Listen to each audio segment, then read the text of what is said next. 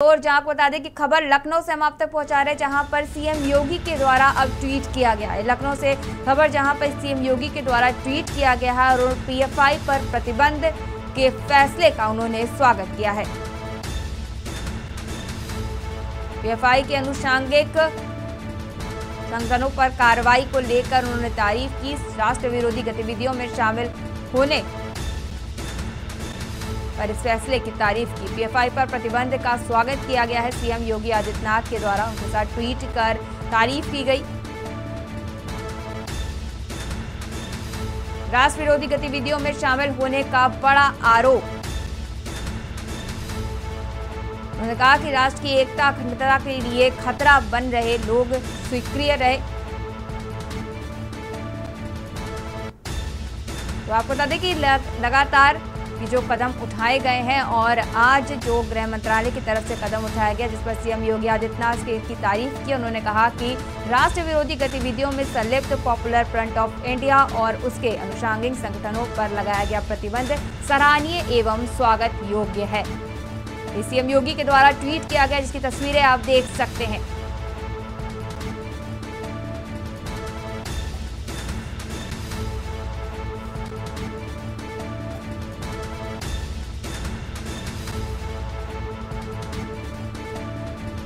तो आपको बता दें कि इस पर और जानकारी के लिए हमारे साथ रेजिडेंट एडिटर अमित दुबे और हमारे संवाददाता मोहम्मद शोएब, संवाददाता सुमन मीणा और संवाददाता सुनील मालविया हमारे साथ जुड़े हुए हैं। इसको लेकर सबसे पहले हम रेजिडेंट एडिटर अमित दुबे जी के पास जाना चाहेंगे। अमित जी, ये लगातार जो कार्रवाई की जा रही थी, लगातार छापेमारी की जा रही थी और अब ये बड़ा कदम उठाया गया है गृह मंत्रालय की तरफ से, जहाँ पीएफआई को बैन कर दिया गया है, तो इसको लेकर क्या कहेंगे?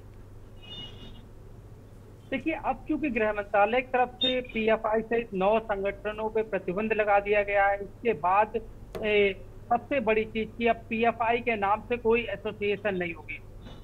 दूसरी चीज कि पीएफआई के नाम से जगह जगह दफ्तर खुले थे, कोई ऑफिस नहीं होगा। पीएफआई के नाम से कोई वेलफेयर वर्क नहीं होगा।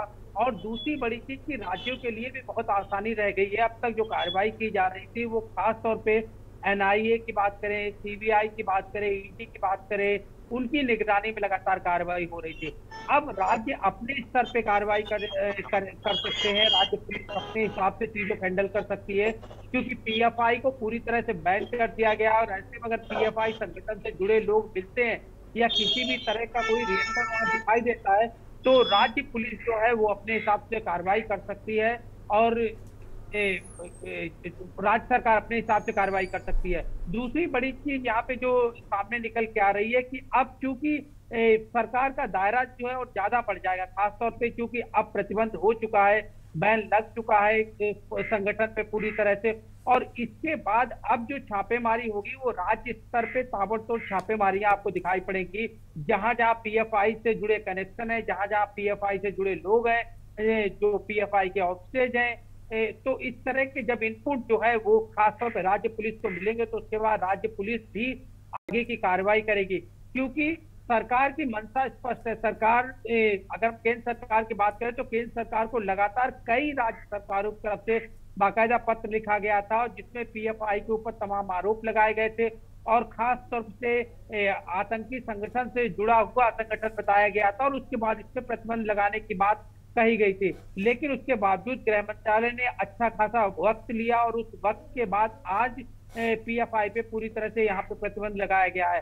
तो जाहिर तौर पे अब रिसेंटली अगर बात करें, असम के मुख्यमंत्री की बात करें, तो उन्होंने कहा कि तमाम संगठन है, तमाम सारे यहाँ पे ऑफिसेज हैं, अब जो है सरकार खुल के उनके ऊपर कार्रवाई कर पाएगी, क्योंकि पीएफआई को अब बैन कर दिया गया। अब तक जो है केंद्र सरकार से लगातार गुजारिश की जा रही थी कि किस तरह से इन चीजों को आगे बढ़ाया जाए, क्योंकि केंद्र सरकार ऐसी है, खासतौर पर ईडी, जो कि ईडी की अगर बात करें तो विदेशी फंडिंग की जो होती है उसकी खासतौर पे जांच करती है। रॉ और आईबी जैसी एजेंसियां जो है वो तमाम तरह के इनपुट निकाल के लाती हैं और अब हर तरह की इनपुट जो है वो केंद्र सरकार के पास मौजूद है। जी जी, अगर इसके साथ ही कहा जाए तो जितनी लंबे समय से हमेशा से जब कोई पीएफआई को लेकर कोई बात बोली जाती है तो विपक्ष की तरफ से कहा जाता है कि सरकार उस पर कार्रवाई क्यों नहीं कर रही है। तो कहीं ना कहीं सरकार ये सबूतों का इंतजार कर रही थी, क्योंकि अब सरकार को सबूत इतने मिल चुके हैं कि सरकार पीएफआई को लेकर कदम उठा सकती है। देखिए, अब सरकार के इस कदम की लोग अपनी अपनी तरह से व्याख्या कर रहे हैं। रिसेंटली अगर हम कमलनाथ की बात करें तो उनका जो स्टेटमेंट आया, उन्होंने कहा कि सरकार इतने साल से क्या कर रही थी, 2014 मोदी गवर्नमेंट बनी थी, और अगर इस तरह से उन्हें पता था कि खासतौर पे पीएफआई इन कामों में इन्वॉल्व है तो अब तक सरकार ने इतनी देर क्यों लगाई है। तो जाहिर तौर पे कहीं ना कहीं राजनीतिक नजरिए से देखने की चीजें जो है वो सामने आ रही थी। कई नेता जो है खास तौर पे अगर हम बात करें तो इसका विरोध भी कर रहे हैं कि पीएफआई एक वेलफेयर एसोसिएशन है, इसके ऊपर क्यों प्रतिबंध लगाया गया, उसकी तुलना कहीं ना कहीं आरएसएस से करते हुए दिखाई पड़ रहे हैं। तो अलग अलग प्रतिक्रियाएं जो है वो देखने को मिली है, लेकिन इसमें कहीं कोई दो राय नजर नहीं आती है कि जिस तरह से हवाला के जरिए खासतौर पे पीएफआई की फंडिंग हो रही थी, तमाम जो इंसिडेंट खासतौर जो घटनाएं देश में देखने को मिली थी, उनमें लगातार पीएफआई का न सिर्फ हाथ था, बल्कि पीएफआई किस तरह से उन्हें बढ़ावा दे रहा था, किस तरह उसकी फंडिंग कर रहा था, और एक विदेशी एजेंडा कह सकते हैं कि जिस तरह से तमाम राज्य तमाम देश जो है वो उन्हें फंडिंग कर रहे थे, वो एजेंडा कहीं ना कहीं भारत के ऊपर पीएफआई जो है वो लागू करना चाहता था। और यही बड़ी वजह है कि केंद्र सरकार ने की तरफ से जो गृह मंत्रालय ने आज एक्शन लिया, जिस तरह से बैन किया है, अब इस तरह की गतिविधियां जरूर बंद हो जाएंगी, लेकिन अभी भी जरूरत है। एजेंसियां इसके लिए काम कर रही है, लगातार छापेमारी जारी है, आगे भी छापेमारी जारी रहेगी, क्योंकि जब तक जड़ों तक नहीं पहुंचा जाएगा, जो खासकर पूरा मॉड्यूल है, जो तमाम पीएफआई के अध्यक्ष या तमाम कार्यालय सील हो चुके अध्यक्ष जो है उन्हें गिरफ्तार किया गया। कल जो है वो 247 लोग हिरासत में लिए गए, उनसे लगातार पूछताछ हो रही है।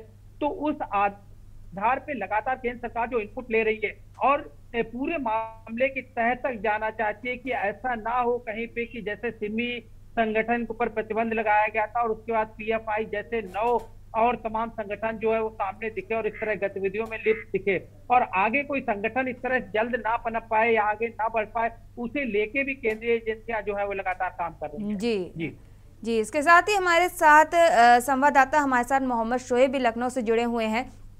शोएब, ये जो लगातार कार्रवाई की जा रही है, लगातार छापेमारी की जा रही थी और एक बड़ी कार्रवाई करते हुए पीएफआई और उससे जुड़े संगठनों को बैन कर दिया गया है, तो इसको लेकर क्या कहेंगे?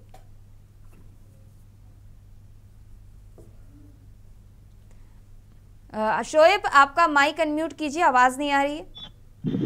जी, आपको बता दें कि पीएफआई को 5 साल के लिए जो है प्रतिबंध कर दिया गया है। इस पे मुस्लिम संगठन के काफी लोग जो है इस पे मतलब खुशी जताई है। इस तरीके से जो लोग उठाए जा रहे थे, जैसे राजधानी लखनऊ में इंदिरा नगर से पहले 2 लोग उठाए गए थे, जिसका नाम शमीम था, वो उठाया गया था, जिसके पास से काफी चीजें मतलब बताई जा रही थी कि बरामद हुई है। शमीम इससे पहले भी जो है पूर्व में जेल जा चुका था, जैसे कि इंदिरा नगर के निवासी था, थाना गाजीपुर क्षेत्र का था। बताया दिया गया था कि शमीम ने गाजीपुर थाने में पाकिस्तानी झंडा लहराने की बात कही थी। किस मामले में ये उठाया गया शमीम या किस मामले में उठाया गया, ये जानकारी नहीं मिल पाई है अभी शमीम के बारे में। उसका एक सहयोगी उठाया गया था। आपको बता दें कि अभी कल रात में ग्रामीण क्षेत्र लखनऊ से भी 6 लोगों को उठाया गया है। बताया गया कि जहाँ बीकेटी के ग्राम प्रधान अरशद, जिनका नाम बताया जा रहा है, उनकी तलाश में जो है 1.5 से 2 लोग की टीम पहुंची थी मौके पर। पत्नी ने बताया कि अरशद की तलाश में लोग आए थे, लेकिन वह तो नहीं मिले।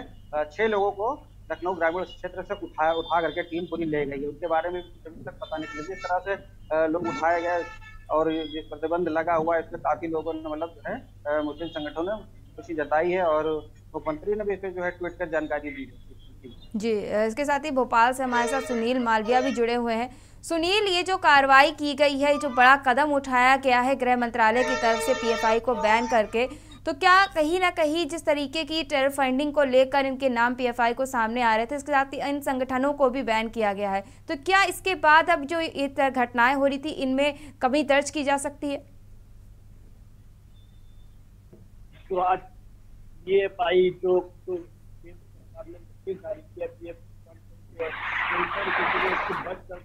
लगा दिया है, कहीं ना कहीं इसमें अब कहीं ना कहीं जो राज्य सरकार है वो भी अपने हिसाब से फैसला ले सकती है। राज्य सरकार की ताबड़तोड़ कार्रवाई कर पाएगी तो राज्य सरकार की पुलिस भी अपने सदस्य रहेगी और बात किया है मध्य प्रदेश के गृहमंत्री नरोत्तम मिश्रा की, तो नरोत्तम मिश्रा ने भी तो आज पीएफआई बैंक को लेकर उन्हें मीडिया में बताया कि जो स्लीपर सेल्स है उनको आर्थिक संतुलन कर खत्म कर दिया जा रहा है और भी आगे इसी तरह हम कार्रवाई करते रहेंगे और खत्म करते रहेंगे। अगर मध्य प्रदेश के पूर्व मुख्यमंत्री कमलनाथ की बात की जाए तो कमलनाथ का निश्चित तौर से कहना है अगर अभी कार्रवाई हुई तो पिछले सालों से क्या करेंगे, लेकिन अगर ये कार्रवाई सही हुई तो मैं स्वागत करता हूँ। कार्रवाई बनावटी नहीं होना चाहिए, कार्रवाई बनावटी नहीं होना चाहिए।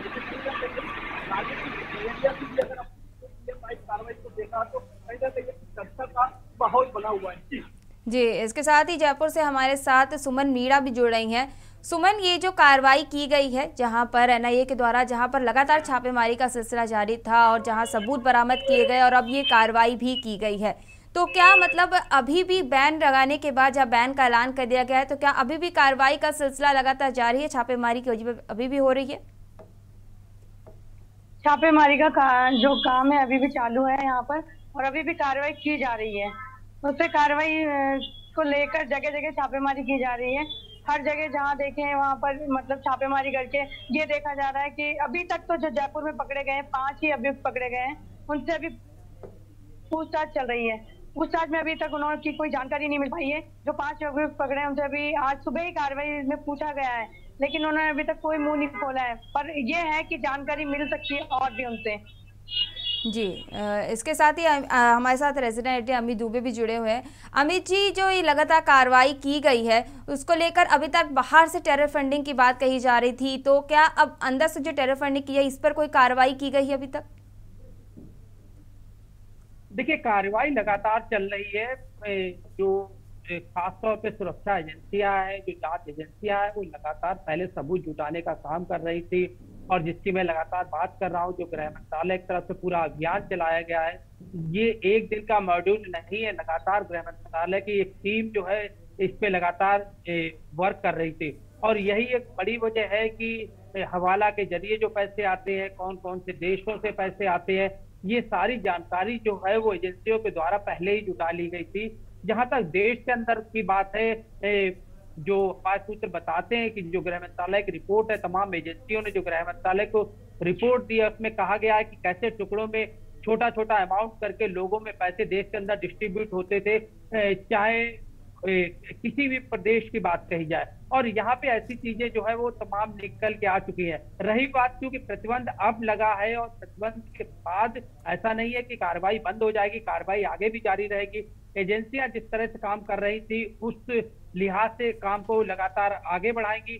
दूसरी सबसे बड़ी बात की जो एक बड़ा सवाल ये भी है, जो देश से लोग जो है तमाम तरह की जो फंडिंग खासतौर पर पीएफआई के लिए कर रहे थे, जो संगठन काम कर रहे थे, जो हमारे सूत्र बता रहे हैं कि किस तरह से तमाम लोग जो है इसमें जॉब के तौर पे अभियान में जुड़े थे, जिन्हें बाकायदा सैलरी मिलती थी, तो ऐसे लोगों की भी यहाँ पे पहचान की जा रही है। और जाहिर तौर पे जब कोई भी संगठन हो और उसे जब आर्थिक इनपुट उसका जो है पूरी तरह नष्ट हो जाएगा, यानी आर्थिक इनपुट उसके पास नहीं रहेगा, उसके पास पैसे नहीं होंगे, तो ऐसे में सरवाइव करना बहुत मुश्किल होता है। और ये हर कोई जानता है, ये सिर्फ संगठन के लिए नहीं, हर एक के लिए कहीं ना कहीं चीजें जो है वो लागू होती है।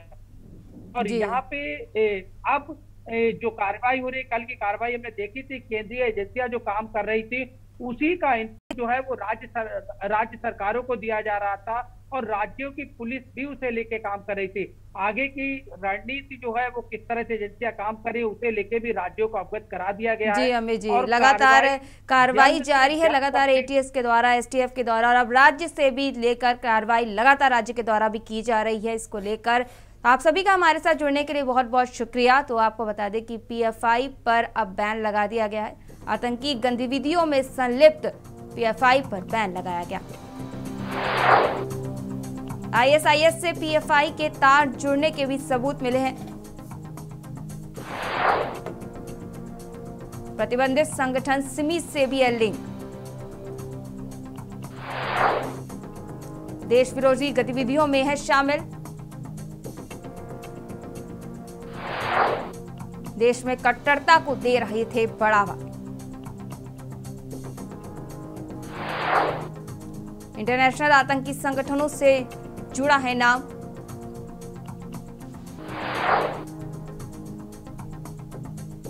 22 सितंबर को अमित शाह की उच्च स्तरीय बैठक। 15 राज्यों में पीएफआई ठिकानों पर छापे। 22 सितंबर को पीएफआई के कई कार्यकर्ता गिरफ्तार।